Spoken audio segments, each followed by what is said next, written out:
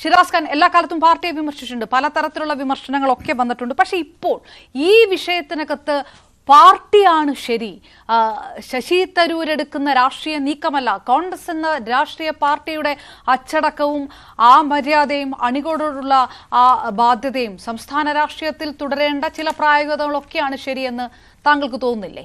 അതോ മറിച്ചാണോ? ഈ ശശി തരൂരിൻ്റെ ഈ സ്റ്റേറ്റ്മെൻറ്റുകൾ യഥാർത്ഥത്തിൽ കോൺഗ്രസ് കേന്ദ്ര നേതൃത്വം പഠിക്കേണ്ടതായിട്ടുണ്ട്. കുറേ കാര്യങ്ങൾ ഒരു കാര്യത്തിനും പഠിക്കാറില്ല, എന്നാലും ഇത് അവസാനം പഠിക്കാനായിട്ടുള്ളൊരു ശ്രമമാണ്. ശശി തരൂർ എന്ന കോൺഗ്രസ് രാഷ്ട്രീയത്തിലേക്ക് വരുന്നത് 2009-ലാണ്.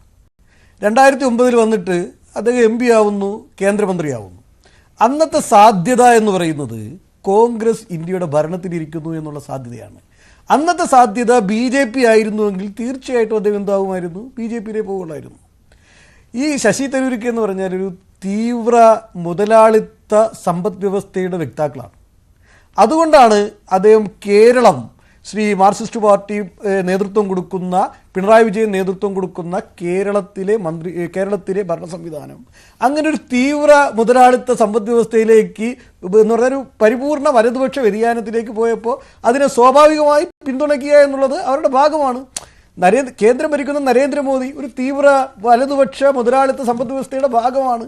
അപ്പോൾ ഇവരെല്ലാവരും ഒരേ നൂലിൽ കൂർത്ത മുത്തുകൾ തന്നെയാണ്. അതിനകത്തൊരു അവരുടെ ഒരു സാമ്പത്തിക വീക്ഷണമുണ്ട്. അപ്പോൾ അവരുദ്ദേശിക്കുന്ന വികസന പ്രവർത്തനം അതാണ്. കോൺഗ്രസിനെ സംബന്ധിച്ചിടത്തോളം അങ്ങനെ ചിന്തിക്കാൻ പറ്റില്ല. കോൺഗ്രസിന് പറ്റിയിട്ടുള്ള പാളിച്ചകളെന്ന് പറഞ്ഞു കഴിഞ്ഞാൽ സാധാരണ പാർട്ടി പ്രവർത്തകൻ്റെ വിയർപ്പിന് വില നിശ്ചയിക്കുന്നതിൽ കോൺഗ്രസ് പരാജയപ്പെട്ടു. സാധാരണ പാർട്ടി പ്രവർത്തകൻ്റെ അധ്വാനത്തെ അംഗീകരിക്കുന്നതിൽ കോൺഗ്രസ് പരാജയപ്പെട്ടു. കോൺഗ്രസ് അവസരം തേടി വരുന്നവർക്ക് കയറിയിരിക്കുവാൻ കസേര ഒരുക്കുന്ന വേദിയായി കോൺഗ്രസ് മാറി. അത് കേവലം ശശി തരൂർ മാത്രമല്ല. നിങ്ങൾ നോക്ക്, കോൺഗ്രസിന്റെ കേന്ദ്ര നേതൃത്വം അല്ല ഷിറാസെ, മുഖ്യമന്ത്രി സ്ഥാനാർത്ഥിയൊന്നും പ്രഖ്യാപിക്കുന്ന രീതി ഈ പാർട്ടിക്കില്ല, കോൺഗ്രസിനില്ല. പിന്നെ ഈ ഒരു താക്കോൽ സ്ഥാനം പോലെ അല്ലെങ്കിൽ ഒരു നേതൃത്വ നിരയിലേക്ക് തന്നെ കൊണ്ടുവരണം എന്ന തരത്തിലുള്ള ഒരു കാര്യങ്ങളൊക്കെയാണോ അദ്ദേഹം നടക്കുന്നത്? ഇത് ഈ പാർട്ടിയുടെ ചട്ടത്തിന് വിരുദ്ധമല്ലേ? പരിപൂർണ്ണമുള്ള ഒരു അച്ചടക്ക ലംഘനം. ശശി തരൂർ എന്തിനാണ് പാർട്ടിയിലേക്ക് വന്നത്? അധികാരത്തിന് വേണ്ടിയിട്ടാണ് അദ്ദേഹം പാർട്ടിയിലേക്ക് വന്നത്. അദ്ദേഹം 2009 കോൺഗ്രസിലേക്ക് വരുമ്പോൾ കോൺഗ്രസിന്റെ അവസ്ഥ, അന്ന് കോൺഗ്രസിന് കേന്ദ്ര ഭരണമുണ്ട്. അപ്പോൾ ഈ ഭരണത്തിന്റെ തണലിലിരുന്ന് അവസരങ്ങൾ തേടിയെത്തിയ ആളാണ്. ഇനിയിപ്പോൾ അദ്ദേഹം കോൺഗ്രസിനെ ഒന്ന് വിലയിരുത്തുമ്പോൾ കേന്ദ്രത്തിൽ ഉടനെ ഒരു സാധ്യതയും കാണുന്നില്ല. 69 വയസ്സ് കഴിഞ്ഞു. ഒരു 75 വയസ്സ് വരെയൊക്കെയാണ് ഒരാളുടെ പൊളിറ്റിക്കൽ ലെവലിൽ നല്ലൊരു കരിയർ ഡെവലപ്പ് ചെയ്യേണ്ട സമയം. അപ്പോൾ അതുവരെ അയാളൊരു സാധ്യത പ്രതീക്ഷിക്കുന്നില്ല. സ്വാഭാവികമായിട്ടും കേരളത്തിൽ ചില സാധ്യതകളുണ്ട്. കേരളത്തിലെ സാധ്യതകളെന്ന് പറഞ്ഞാൽ കോൺഗ്രസിനകത്തല്ല. ഇവിടെ CPM എന്ന് പറഞ്ഞാൽ എന്താ? കാലാകാലങ്ങളിൽ ഇന്ത്യൻ പൊളിറ്റിക്സിൽ CPM ചെയ്തിട്ടുള്ളത് എന്താ? BJPക്ക് വഴിയൊരുക്കുവാനുള്ള അവസരം ഉണ്ടാക്കുക എന്നുള്ളത് മാത്രമാണ്. അതിനപ്പുറം വേറൊന്നും CPM ചെയ്തിട്ടില്ല. കേരളത്തിൽ വളരെ വിദൂരമായ ഒരു രാഷ്ട്രീയ സാധ്യത ശശി തരൂർ കാണുന്നുണ്ട്. കോൺഗ്രസിനൊരു പ്രതിസന്ധിയിലൊക്കെ ആക്കി, കോൺഗ്രസ് പ്രതിസന്ധിയിലേക്ക് ചെന്നുവിട്ടതാണ്. കാര്യം അത് കേരളത്തിലായാലും കേന്ദ്രത്തിലായാലും നേതാക്കന്മാരെ തിരഞ്ഞെടുക്കുന്നത് പാർട്ടി പ്രവർത്തകരിൽ നിന്നല്ല, അവസരം തേടി വരുന്ന ആരെയും നേതാവാക്കുന്ന ഒരു സമീപനം കോൺഗ്രസിനുണ്ട്. ഡോക്ടർ സരിൻ കോൺഗ്രസിലേക്ക് എന്നാ വന്നത്? KSUവിൽ പ്രവർത്തിച്ചു വന്ന ആളാണോ? അപ്പോൾ സ്വാഭാവികമായിട്ടും ഈ അവസരം തേടിയെത്തി ഇപ്പോൾ ഒരാൾ വന്നിട്ടുണ്ട് പാലക്കോട് നിന്ന്.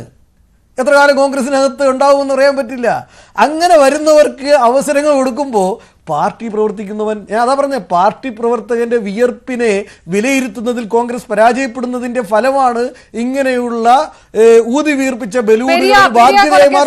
പെരിയ കൊലക്കേസിലെ പോസ്റ്റ് അദ്ദേഹം പിൻവലിച്ചപ്പോൾ ഈ സാധാരണക്കാരുള്ള പാർട്ടി പ്രവർത്തകർക്ക് കൈയടിക്കാൻ തോന്നുമോ? അപ്പോഴും അണികളുടെ ആ വികാരത്തിന് വിരുദ്ധമായിട്ടുള്ള ഒരു കാര്യമല്ലേ ശശി തരൂരിന്റെ ഭാഗത്തുനിന്നുണ്ടായത്? ശശി തരൂർ സ്വാഭാവികമായിട്ടും കോൺഗ്രസ് അണികളെ മുമ്പും അംഗീകരിച്ചിട്ടില്ല, വിലയിരുത്തിയിട്ടില്ല.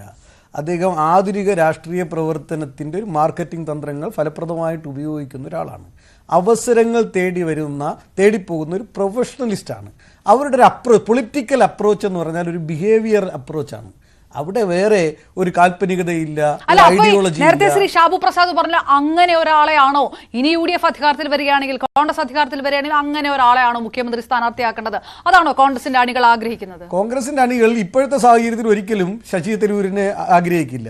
കാരണം എന്ന് പറഞ്ഞു കഴിഞ്ഞാൽ കോൺഗ്രസ് എന്തൊക്കെ പറഞ്ഞാലും ഒരു തീവ്ര മുതലാളിത്ത സമ്പദ് വ്യവസ്ഥയെ ഉൾക്കൊള്ളുന്ന മനോഭാവമുള്ളവരല്ല കോൺഗ്രസിന്റെ താഴെത്തട്ടിലുള്ള അണികൾ. അവരിപ്പോഴും ഗാന്ധിജിയൊക്കെ മനസ്സിൽ വെച്ച് ആരാധിക്കുന്നവരാണ്. സ്വാഭാവികമായിട്ടും CPM വന്ന ഒരു വലിയമായൊരു നയവ്യതിയാനം സംഭവിച്ചിരിക്കുന്നു. മുതലാളിത്ത സമ്പദ് വ്യവസ്ഥയുടെ പിറകെ പോയിരിക്കുന്നു. അങ്ങനെ മുതലാളിത്ത സമ്പദ് വ്യവസ്ഥയുടെ പിറകെ വലിയ റോഡുകളും വലിയ മാളുകളും ഒക്കെയാണോ വികസനത്തിൻ്റെ ആധാരം? ഈ അവരുടെ തന്നെ ഭാഷയിൽ പറഞ്ഞാൽ കുത്തക മുതലാളിമാരിൽ നിന്ന് മൂലധന ശക്തികൾ ഇൻവെസ്റ്റ് ചെയ്യുന്നതാണോ ഒരു രാജ്യത്തിൻ്റെ ഒരു സ്റ്റേറ്റിൻ്റെ സാമ്പത്തിക വളർച്ചയുടെ ആധാരം? ഇവിടെ സാധാരണക്കാരൻ്റെ കോൺട്രിബ്യൂഷൻ എന്താണ് കേരളത്തിൽ? അവന്റെ അവസ്ഥ വളരെ മോശമാണ്. മുന്നേ അങ്ങനെയാണെങ്കിൽ ശരി, അണികളെ വിട്ടേക്ക്. ഘടകകക്ഷികൾ തരൂരിനൊപ്പം നിൽക്കുമോ? ലീഗിന്റെ ഒക്കെ നിലപാട് നിങ്ങൾക്ക് ഏകദേശം വ്യക്തമല്ലേ? ഞാൻ കോൺഗ്രസിന്റെ ഭാഗം പറയുന്നവൻ. കോൺഗ്രസ് പാർട്ടിക്ക് ഒരു കാഴ്ചപ്പാട്, പാർട്ടി പ്രവർത്തകർക്ക് നേതൃത്വത്തിന്റെ കാഴ്ചപ്പാട് അവിടെ ഇരിക്കട്ടെ. കോൺഗ്രസ് പാർട്ടി പ്രവർത്തകർ ഇന്നും ഈ പാർട്ടിക്കകത്ത് നിൽക്കുന്നതെന്ന് പറഞ്ഞു കഴിഞ്ഞാൽ ഒരു കാഴ്ചപ്പാട്, രാജ്യത്തോടുള്ളൊരു താല്പര്യം, സഹജീവികളോടുള്ളൊരു താല്പര്യം, അതൊക്കെ കൊണ്ടാണ് നിൽക്കുന്നത്. അവിടെ വിള്ളൽ സംഭവിച്ചിരിക്കുന്നു എന്നുള്ളതാണ്. ഘടകകക്ഷികളുടെ കാര്യം എന്ന് വെച്ചാൽ ഘടകകക്ഷി ഇപ്പോൾ ലീഗിനെ പോലെയുള്ളവർക്ക് ചിലപ്പോൾ സ്വാഭാവികമായിട്ടും കോൺഗ്രസിൻ്റെ നിലവിലെ സംവിധാനങ്ങളോട് പൊരുത്തമില്ലാത്ത ചില സാഹചര്യങ്ങളുണ്ട്. ആ സാഹചര്യങ്ങൾ ഒരു UDF സംവിധാനം എന്ന നിലയിൽ അതിൽ മാറ്റങ്ങളുണ്ടാവാം. ആ മാറ്റങ്ങൾ സ്വാഭാവികമായിട്ടും ഇങ്ങനെ ഒരു നിലപാടെടുക്കുന്ന ഒരാളിനോടൊപ്പം സ്വാഭാവികമായിട്ടും നിൽക്കാനുള്ള സാധ്യതകൾ വളരെ കുറവല്ലേ? ഓക്കെ, അപ്പൊ വ്യക്തമാണ് തരൂരിനൊപ്പമല്ല സംസ്ഥാന കോൺഗ്രസ് എന്നുള്ള കാര്യം. ആ തരത്തിലാണ് പറയുന്നത്. കോൺഗ്രസിന് കുഴപ്പമാണ് ഇത് ഇത്രയും സംഭവിച്ചത് എന്നുകൂടി ഷിറാസ് പറയുന്നു. ഓക്കെ, ഞാൻ ശ്രീ